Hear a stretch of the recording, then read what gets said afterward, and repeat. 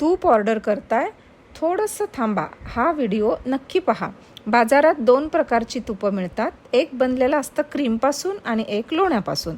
क्रीमपासून तूप बनवताना कच्च्या दुधाला हाय स्पीडवर चर्न करून त्यातलं क्रीम बाजूला काढलं जातं आणि खाली राहिलेलं दूध पाश्चराइज करून परत विकलं जातं।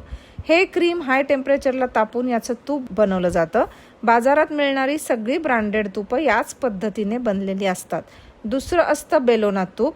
यात दुधाला विरजण लावून दही केलं जातं आणि हे दही लाकडी रवीने घुसळलं जातं आणि त्यातून लोणी बाजूला काढलं की हे लोणी अगदी लो फ्लेमवर गरम केलं जातं आणि मग तयार झालेलं तूप गार करायला ठेवलं जातं आणि मग बनतं हे असं पिवळं धमक कणीदार तूप। आणि हे असतं खरं बेलोना तूप, जे आपल्या आयुर्वेदात सांगितलेलं आहे। आत्ता तुमच्या लक्षात नक्कीच आलं असेल, बाजारात मिळणारं तूप इतकं स्वस्त आणि बेलोना पद्धतीने काढलेलं तूप महाग का बरं ते?